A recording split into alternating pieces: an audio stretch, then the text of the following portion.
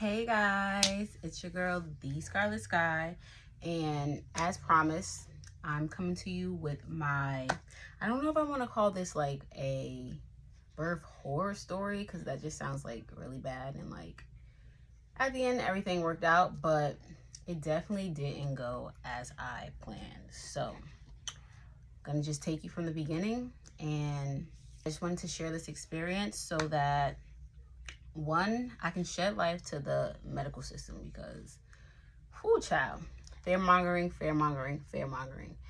And two, I learned a lot during this experience, more so on a spiritual level. So I wanted to share that as well. And Micah is right here. He be on my body, so I gotta keep him there because, yeah, because if not, he will start screaming.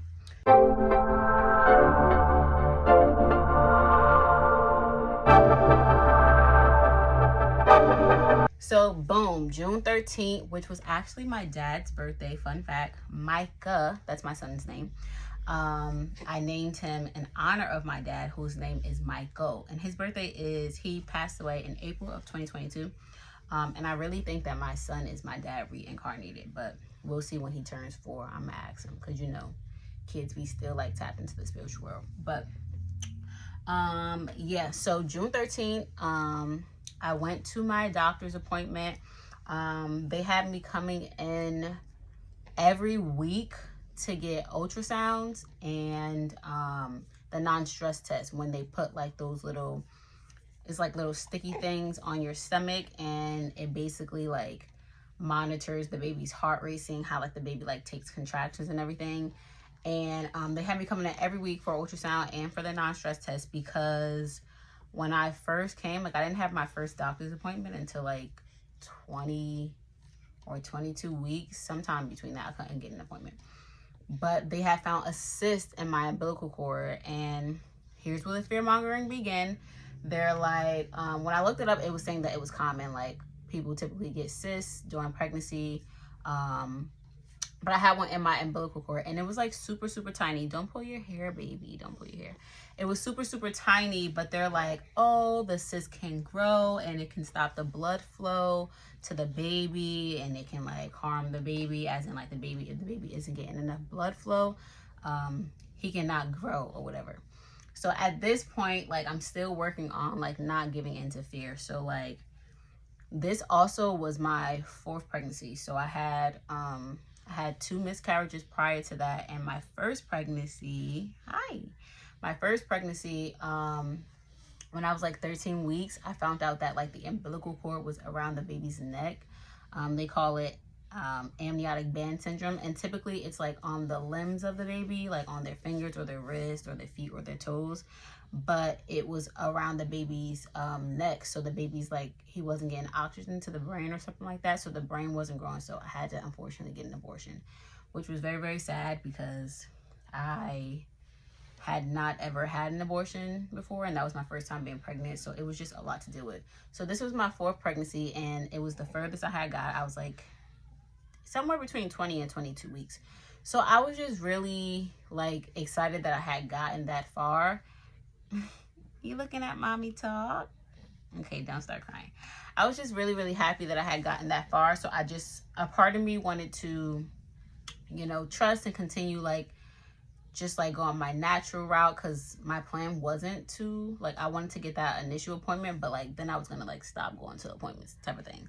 But when I found out I had the cyst, I was like, all right, I got a little fearful. So I'm like, okay. They first started me off like coming in every 2 weeks, and then when I got to like some week number, I forget which week number it was, they were saying maybe it was 26 weeks, I can't remember exactly, but when I got to a certain point, they were like, you have to come in every week. So boom, coming in every week. He's acing the test. Like the test can go from anywhere from 20 to 40 minutes, and some people even go to an hour if the baby doesn't have a lot of movement going on. But Micah was like super active, right? And he was just like finishing the test within like 20 minutes every time. Like I would have a little Braxton Hicks, and his heart was handling it really well. So he was doing really good with that. But he did not like those tests. And like this was another sign. So like if I do have another baby like in the future, and I decide to like go to the doctor and things, even from him getting his ultrasounds to those non-stress tests, like anytime he was getting an ultrasound, when they were trying to like do the anatomy scan and check like certain parts, like I remember the first scan, they were trying to check for his heart, and he literally was covering his heart with his hands. Like every time, he was so like aware and conscious in the womb, every time they were trying to check for something, he would literally like cover it. So my ultrasounds used to take forever. And then when I started getting the non-stress test, he would literally kick wherever they would put the things on me. I don't know what they're called, but whenever they would put the things on me, he would literally kick it off. So like he didn't like that in his radiation. And I did order the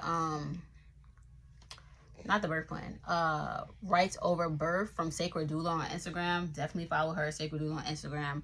But I bought it in like 2023, like during one of the previous pregnancies, and I'm not gonna lie, like I didn't fully read it through like this pregnancy. It was a lot going on, so like I didn't fully read through it, but it definitely mentioned in there how I had the right to opt out of those ultrasounds and those non-stress tests, because they definitely 100% like admit radiation, and the babies don't like that. Like that's not natural. Like they don't like that.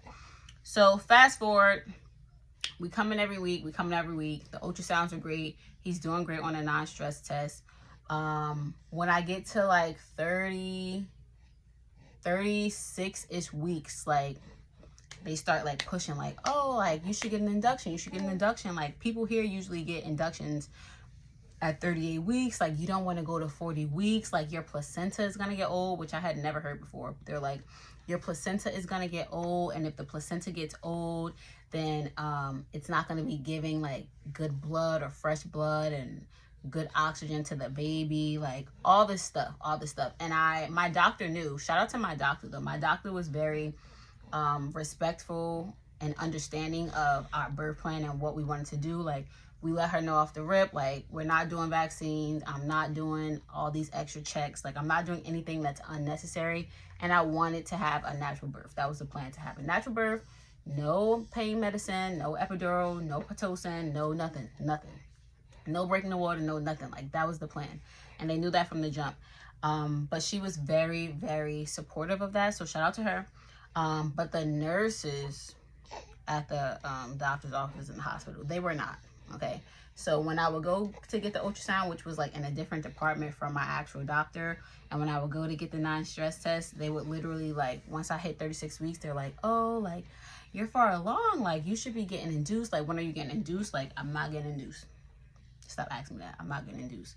But they kept asking it, kept pushing, and there was this one lady in the non-stress test, and she's telling me about her daughters and how her daughters had all these kids, and like she's been working there for so long, and like she always got induced at 38 weeks, and she got the epidural and it was fine. And I was like, okay, that's good for your daughter, like that's good for her, but that's not what I wanted to do.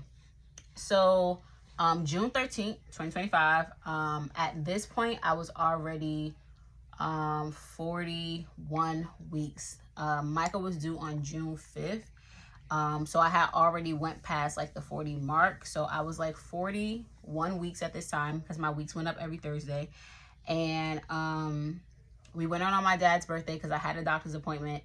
And we were just so sure, because I was already having stronger contractions. So like the contractions had switched over from like Braxton Hicks, and they were getting stronger. So I was trying to time them. And I was doing a horrible job at timing them, but they were getting more intense. And at the time we were staying in Brooklyn, so we were just like kind of nervous that like my water was gonna break while we were in Brooklyn, and like we wanted to deliver in Jersey. So when I had that appointment, it was like a mixture of like just fear, just being tired, like the contractions, they were getting intense. Nothing that I couldn't handle, but it was just way more painful than the Braxton Hicks. But I was breathing through it. Like, it wasn't unbearable. But when I went to that appointment, like, when they saw me for the ultrasound, they're like, oh, my gosh, like, you look tired. Like, you're 41 weeks. Like, what you laughing at? I went to do the non-stress test first before the ultrasound. They had, like, took me in, and I did the non-stress test. And they come in, and they're like, uh-oh. And I'm like, uh-oh, like, what's going on? And they were like, oh, like, the baby had a heart deceleration. Now, I'm going every week. Oh, I forgot to mention, May, I didn't go to like any of the appointments in May. So like the last one I went to was in April. I didn't go to any of the appointments in May because I was staying in Brooklyn, and I was trying to make it. Like, we were trying to make it, but like every time it was like crazy traffic. Like, it was crazy traffic. It was like one time when like the New Jersey Transit thing had shut down. So like it was crazy traffic. That was like during the same time. And it's like we tried to make those appointments in May, but every time we tried to go, literally every week, like we would leave like early and everything, and it just didn't work out. And I felt like that was God's way of like saying like chill. Like, we need to chill off the radiation.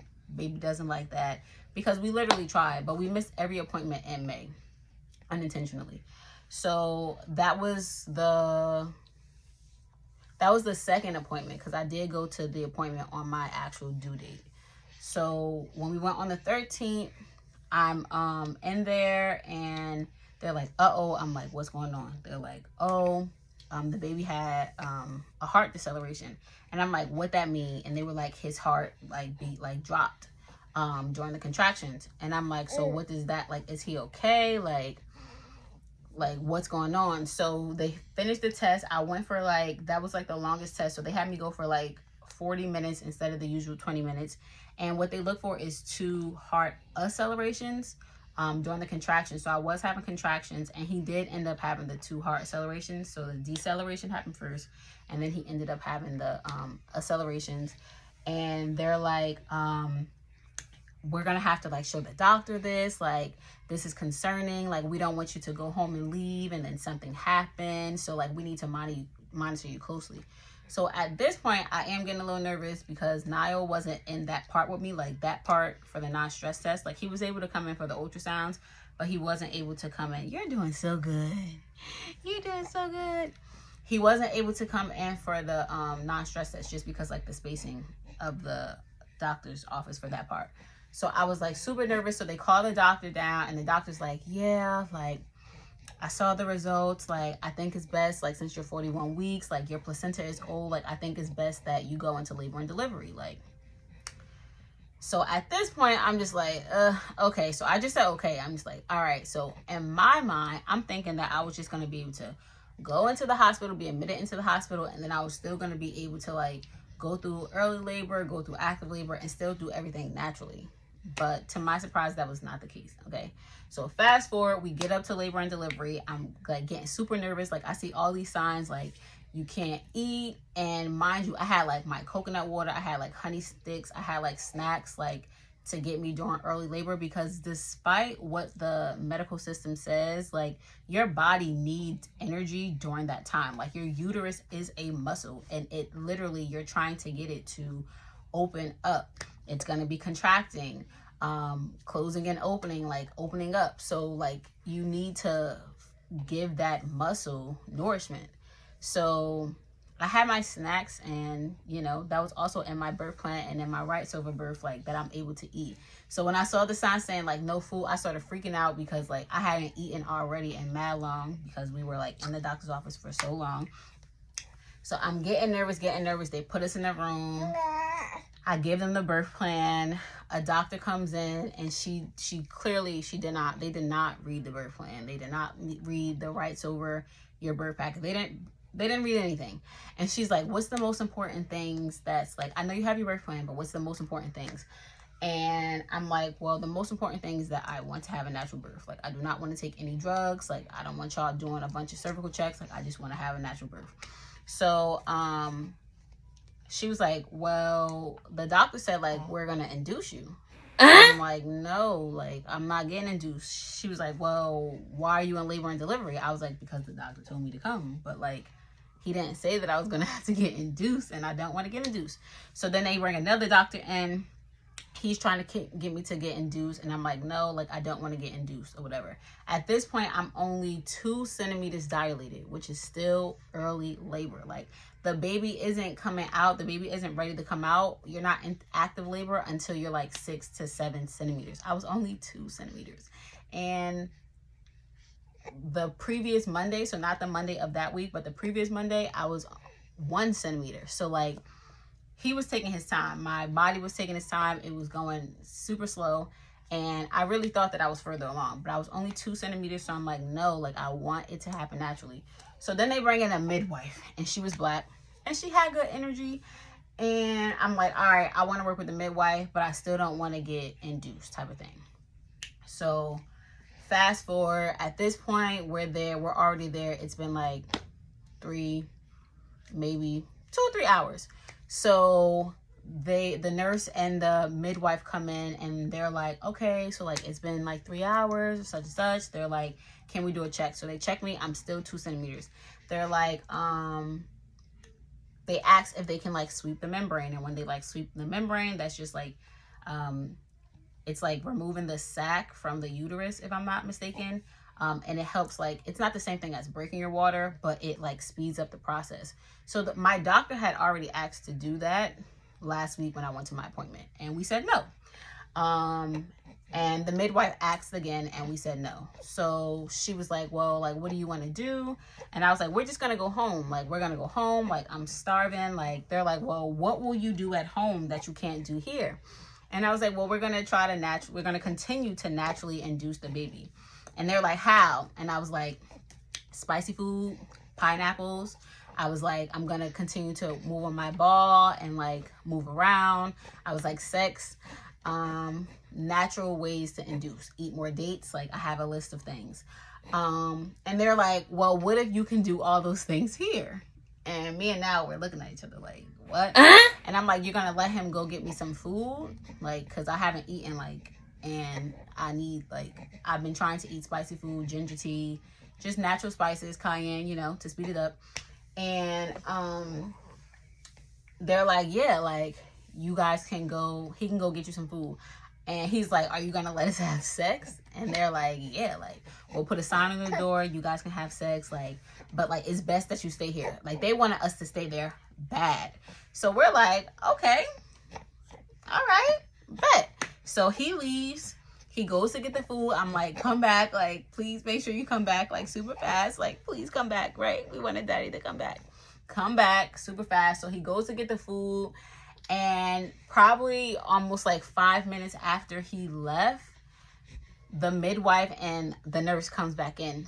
And she's like, how you feeling? I'm like, I'm good.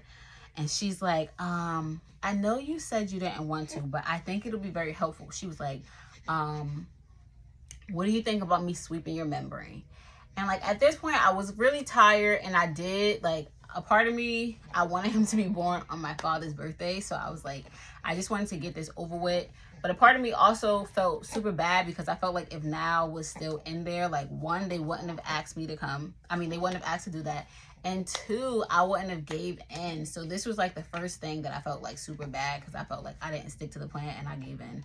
And I'm like, all right, sure. So they do it. It was like, it wasn't painful, but it was just like pressure.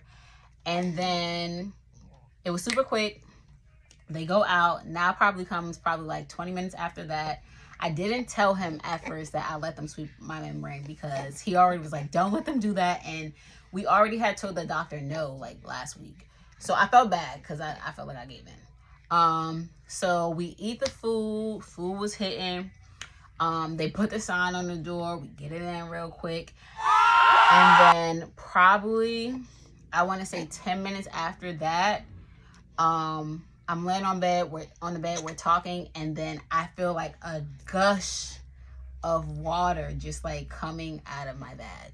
I was like so curious. I'm like, will I know? Like, when I was pregnant, I'm like, I wonder if I'm gonna know when my water breaks. Like, people say it feels like you're peeing, and like, I just wasn't sure that I was gonna know. Like, everybody was like, you're gonna know when you're in labor. Like, you're gonna know when your water breaks. You're gonna know. And that water breaking, like, it was very distinctive. Like, it was like literally gushing, and I'm like, oh my gosh, my water breaking. It didn't hurt anything, but it was just like so much liquid. It was like ridiculous. So he's like, oh my gosh, like, I'm gonna call the doctors in. So whatever. So he called the nurse and the midwife back in, and we tell them that the water break, and they're like, all right, that's good. So they like moved me to another room to get to like start, I don't know, but they moved me to another room.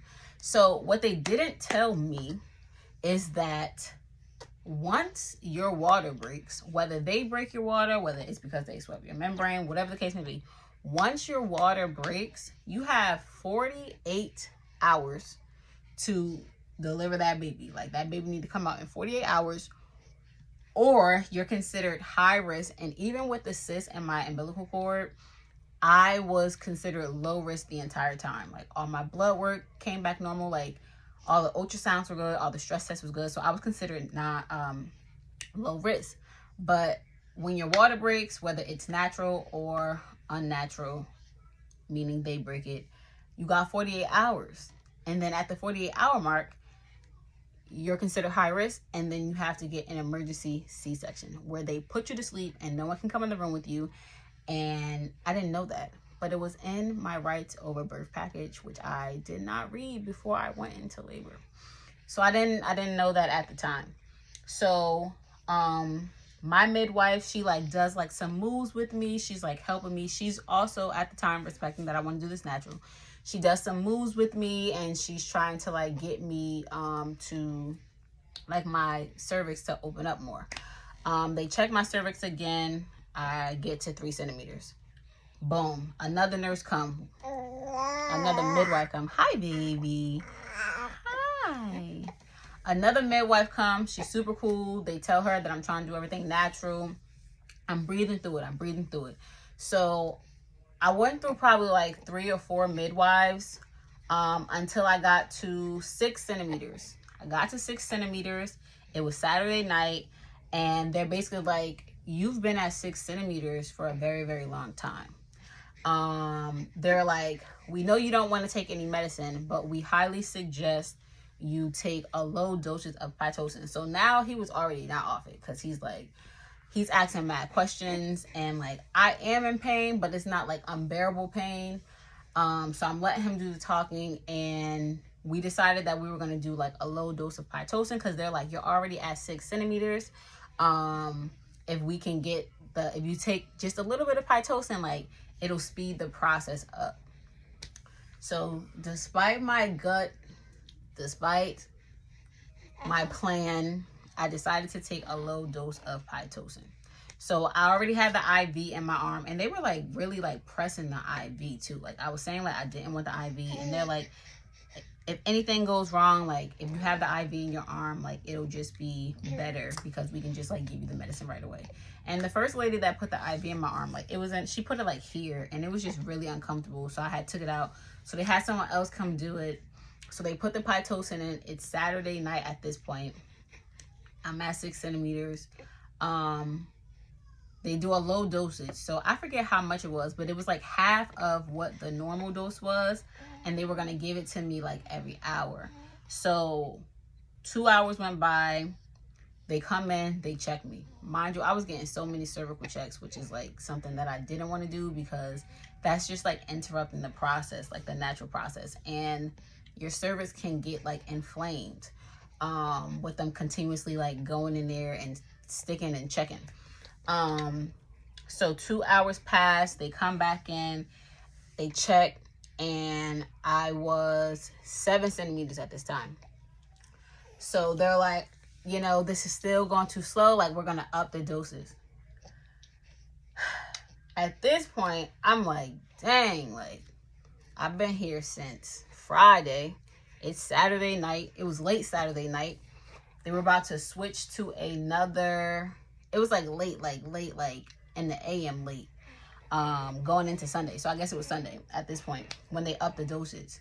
And after they upped the dosage, when I tell you, my contractions went from 0 to 100 real quick. Like, I'm breathing through the contractions, What's wrong?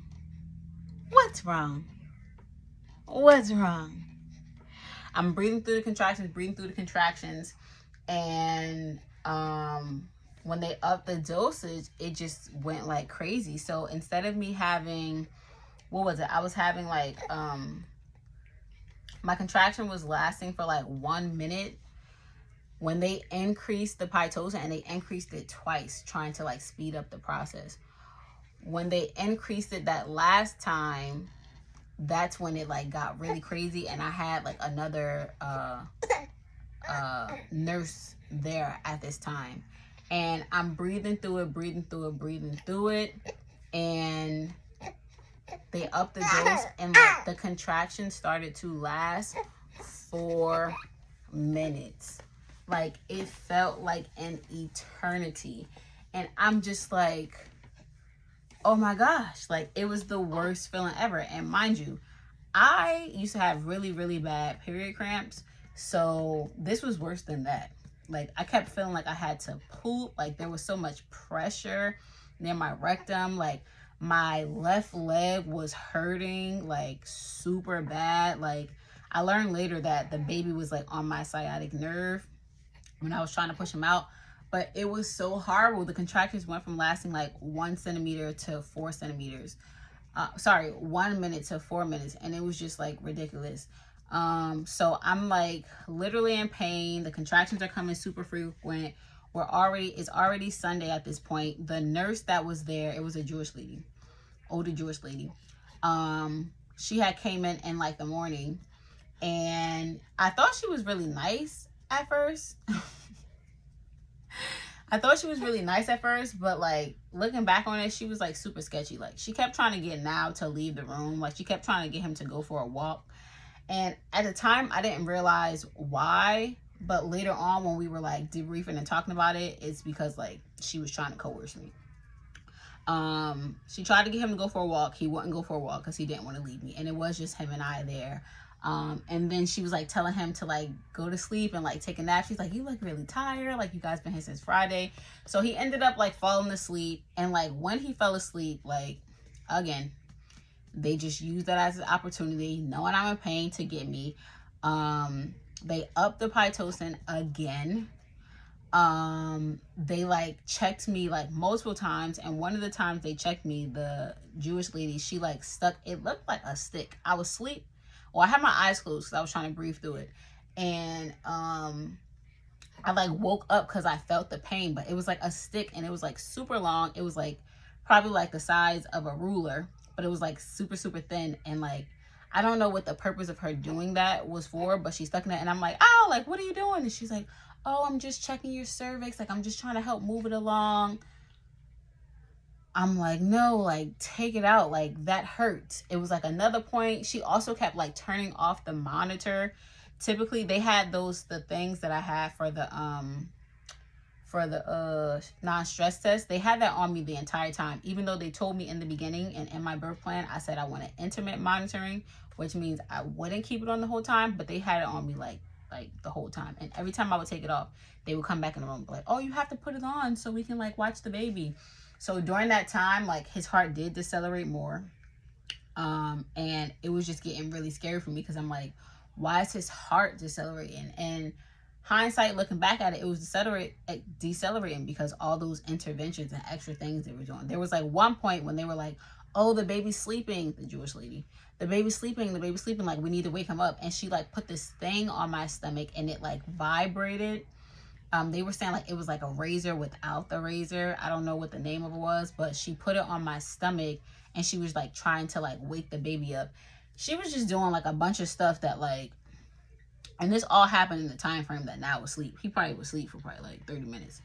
And I felt so bad because I was in pain, and I wasn't like in my right mind, and like I wanted him to get sleep because he had been up the whole time. I hadn't been sleeping because like I'm going through all this pain because they gave me the Pitocin, and I'm just like wanting it to be over. Like, I'm just wanting it to be over. Like, I remember it was a point, and I'm just like, I just want this to be over. Like, I just want the baby out of me. I want the baby out of me. But it was just really, it was just crazy. It was like surreal. So then at some point, because Michael was born at 5:15, I think. He was born at 5 something. I can't remember right now. But at some point in the day, the doctor came in because they checked my cervix again.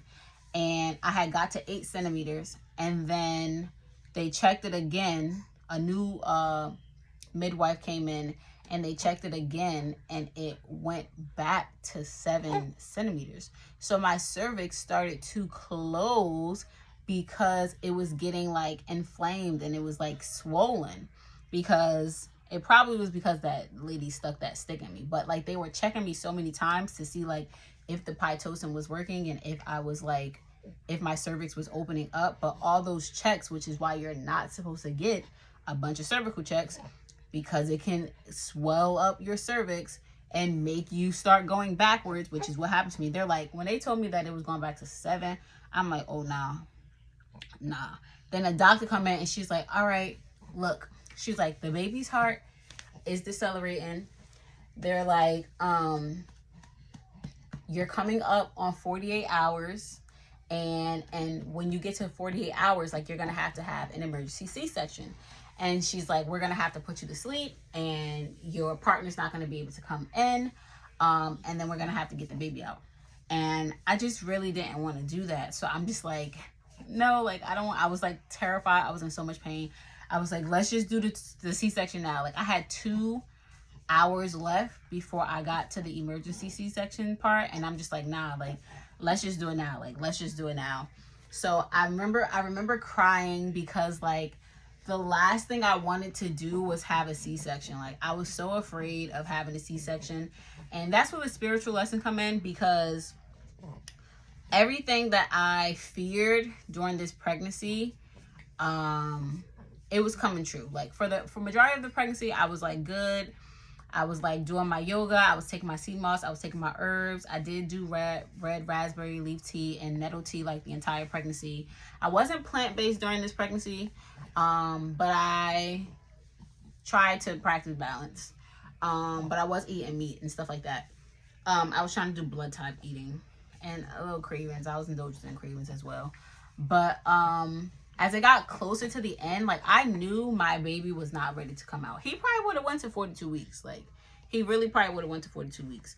But because I was so fearful and I didn't want anything to happen to him, like, I remember during one of the ultrasounds, the doctor was saying, like, you know, the further along you go, like, you risk, like, having a stillborn. Like, they just kept bringing that up, fear-mongering. Like, kept bringing that up. And I realized, like, a lot of those appointments during prenatal, like, a lot of those tests are unnecessary. Like, you don't even need the test. And they press you to come to doctor's appointments during your prenatal. And I feel like it's just because they want to instill that fear. Like, they want you to get all the tests. The more tests you get, the more money they make. Every time you come in, your insurance is getting used. Like, they're billing you for everything. You're billed for everything. Like, I had my chart, so I was able to see, like, everything. And luckily with my insurance, I didn't have to pay for anything. But they literally bill you for everything. Every test, everything.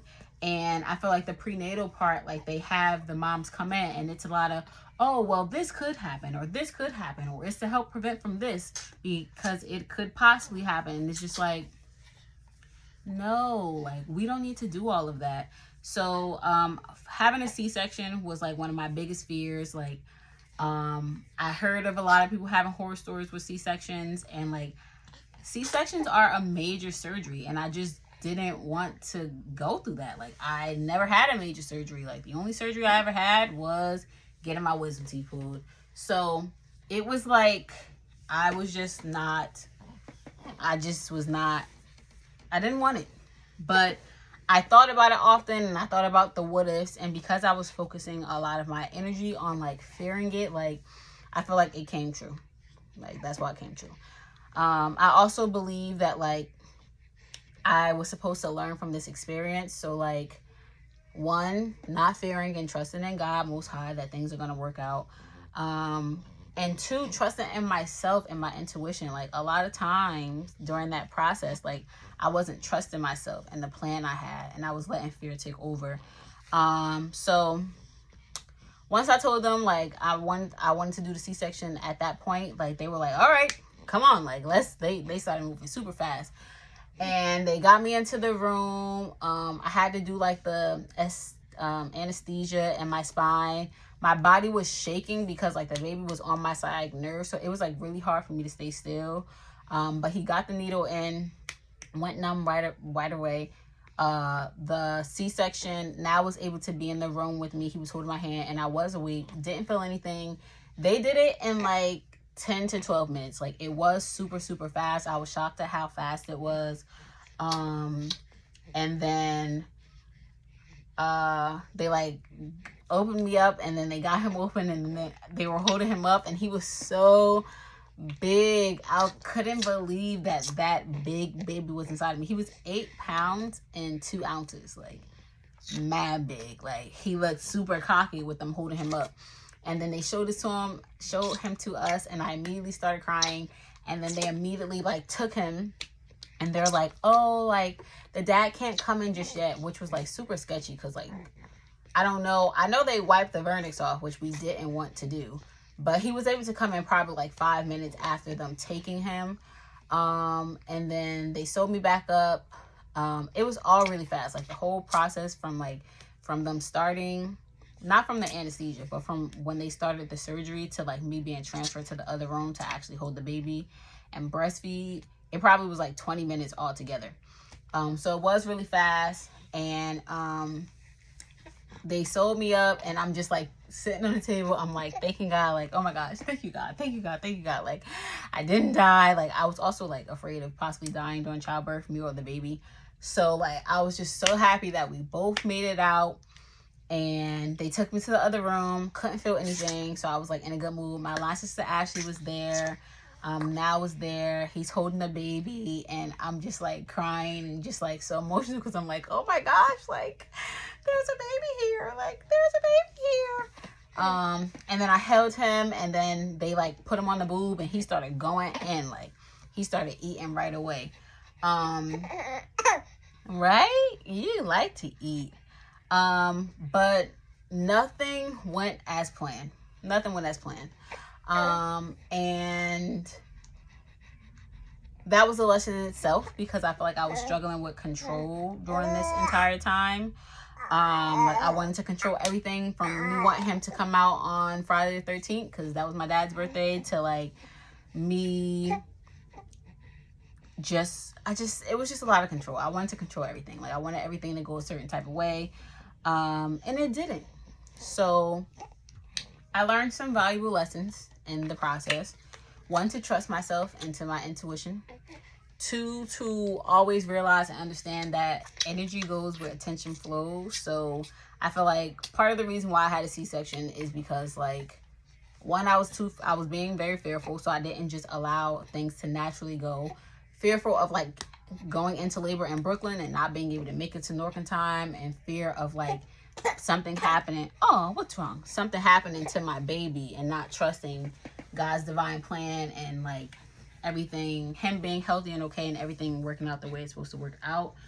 And because I allowed fear to take over, like, things didn't go the way they were supposed to, because he probably would have really went to 42 weeks. And I know people, not personally, but people on like that I met on social media who've like had natural births, like and a lot of people go to 42 weeks and their babies are fine.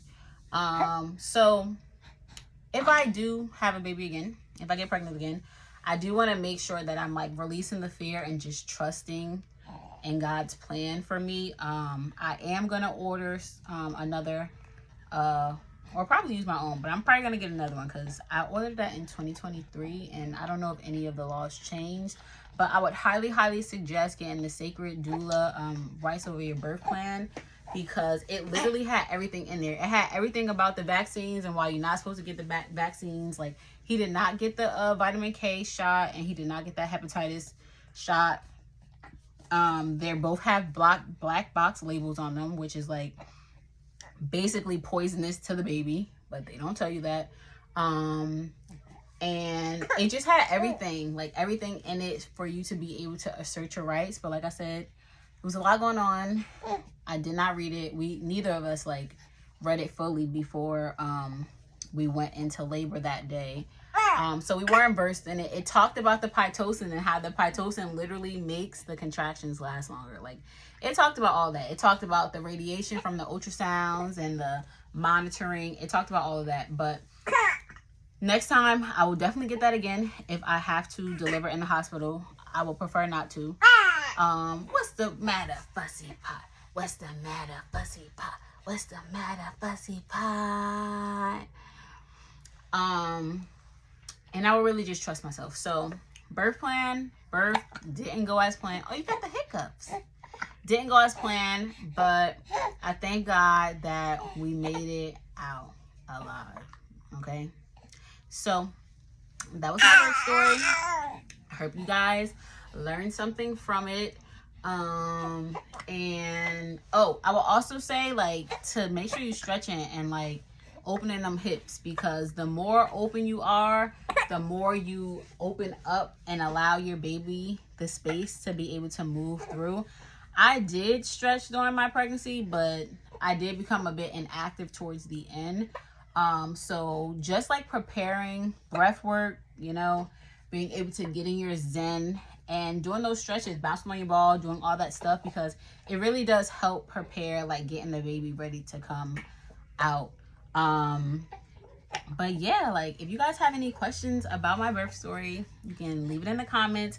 I am going to be doing some more videos just about my pregnancy and just my experience and journey to this point. So stay tuned for my next video. Not sure when I'm gonna drop it, but it'll probably be in a week or two. But if you have any questions, or if you would like to share your story, just drop it in the comments below. Until next time.